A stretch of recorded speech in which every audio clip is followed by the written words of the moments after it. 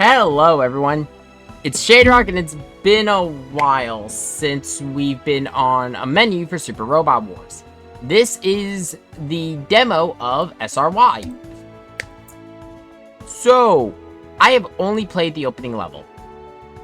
And I won't go any further. The reason why is, as you can see, this is on the PlayStation Store. I'm going to when we get to the game during the the full release, that's going to be on PC.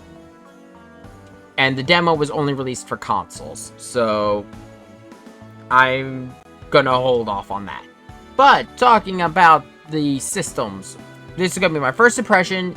We are going to be talking about some spoiler stuff, talk about the base timeline, the base sequence events, and what they've set up for just the initial levels. And then to go a step further, we're going to talk about the new systems, including the assist system and the STG memory, as well as customization. So, without further ado, let's get started. Base timeline. Base timeline is kind of nuts. So, humanity has already started to explore outside our solar system. This has been established.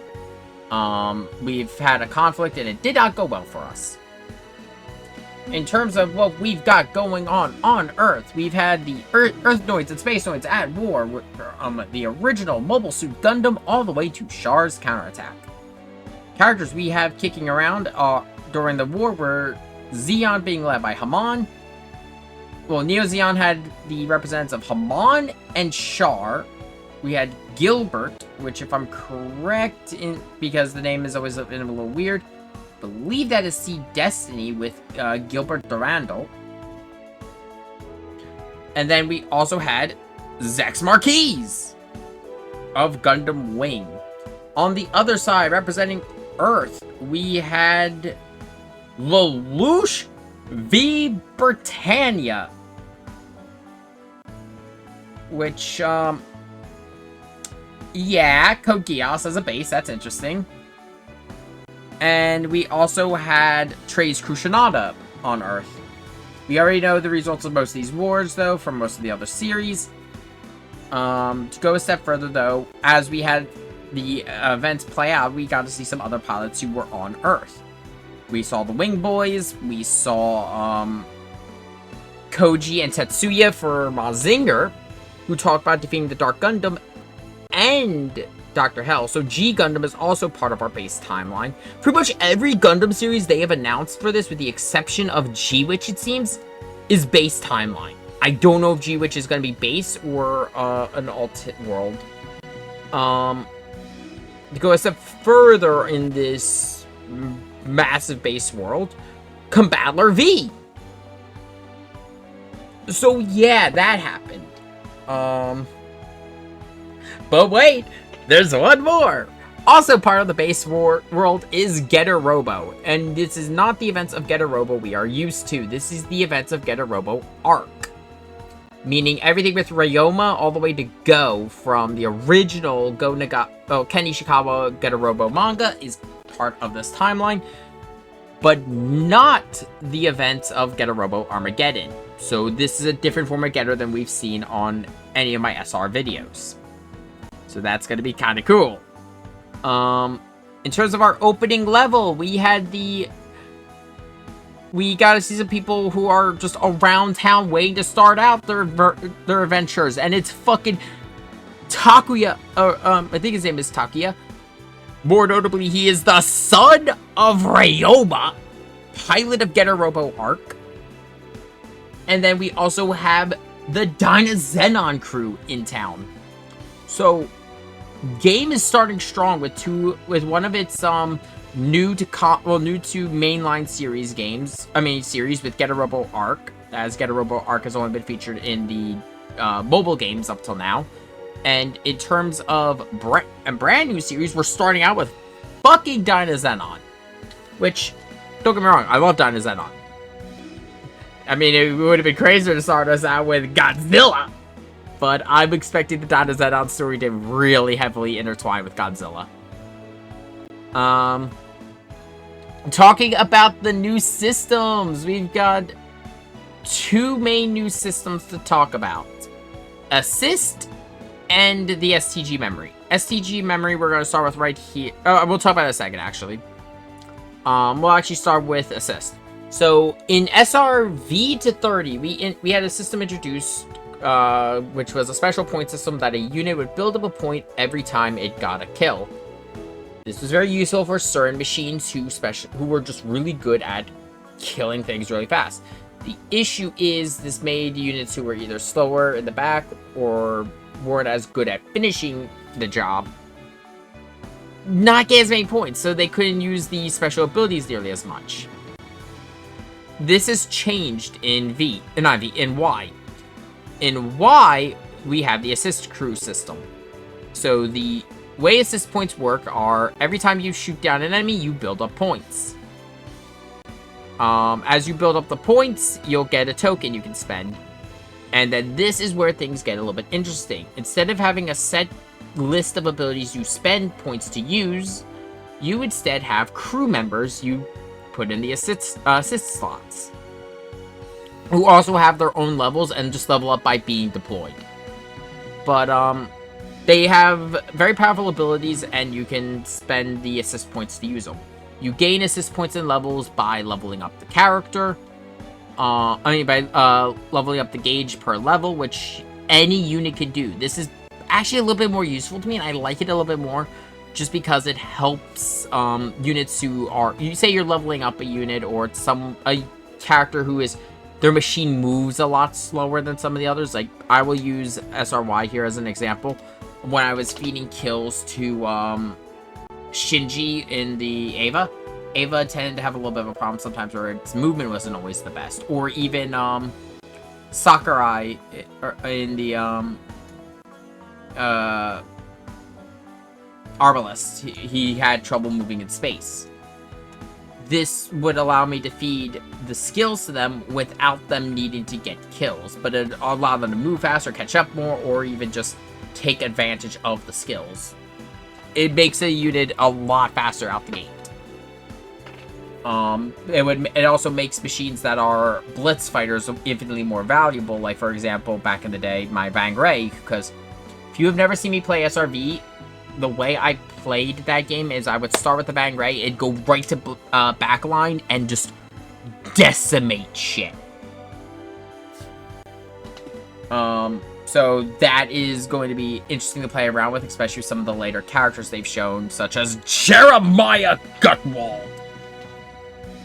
God, I love Jeremiah Gutwald. But, in terms of the STG memory, the STG memory is essentially we've had this in various forms over the last 4 games we've streamed with SR. With V, it was upgrading 9 systems. X, it was upgrading the Sorcerer's Magic. And T, it was various company programs, where you would spend points to unlock the various tiers. The issue is with VX and T is, with VX and T, you chose one and you were locked. You could not undo the choice. In SR30, we had the introduction of the Drastinga's systems, which also separated the points it needed. Because before, it was 1 point's used to buy skills and upgrade those systems. In 30, it was separated, and it was still in 30, you made the choice, you had to live with it. SRY, instead, you make the choice, and if, say, you chose max HP up, plus 50 max HP to all allies, not bad, but you decide you want to switch it out instead for the, plus 5 max energy to all allies. Then, guess what? You can refund it and reallocate your points. So this allows for a lot more customization. In terms of the customization, though, this is pretty much the same it is, except for the shop, which, from my understanding, because the shop tend to use, at least in SR's 30, not 30, in SR, VX and T, the shop used, if I remember correctly, the same points as, it was as you used to buy skills, making the shop kind of bad because of the fact that you're better off pouring those points into skills. Skills were infinitely more valuable than power parts. But in this game, it uses credits, which are the same ones we use to upgrade our mechs. Which this behaves exactly the same.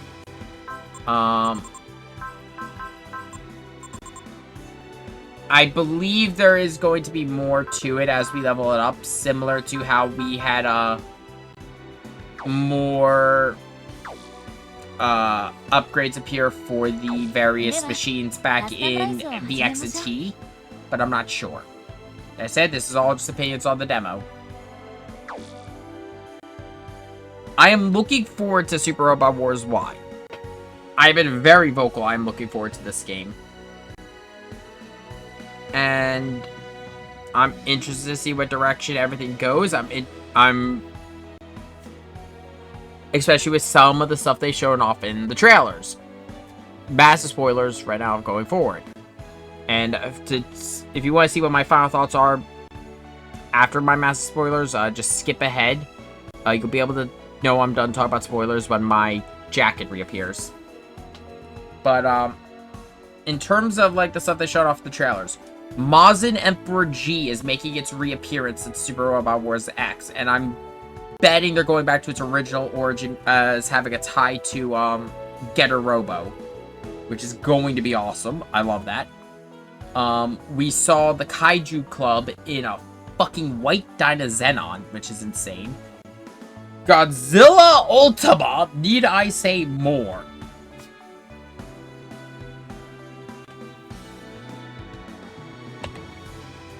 Yeah, I didn't have much so say that it wasn't obvious that we've already seen some of the initial trailers. If I had to be honest, the series I'm really curious to see how they go down are G-Witch, because oh boy, the Gundam fan is curious about Gundam stuff.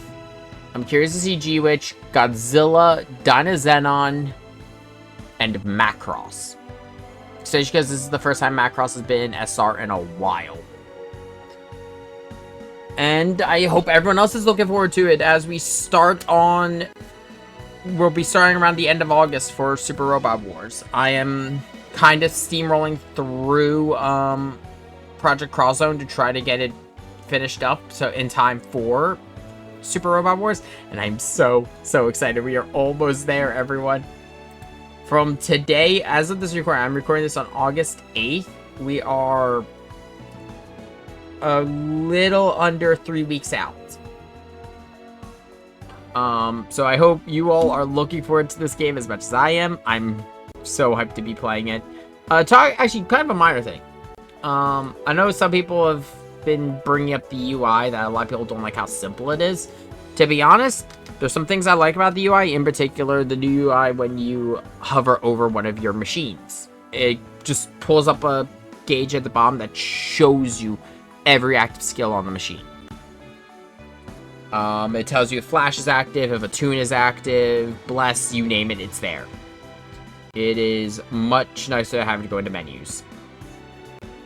I look forward to seeing what kind of crazy shenanigans go on, and I actually am really looking forward to the actual launch date, as early on in the game we are going to get access to some familiar faces, well, besides the main series. As I have pre-ordered the game, we will have access to the Grand Vang, the Vang Next, and Psybuster right from the start.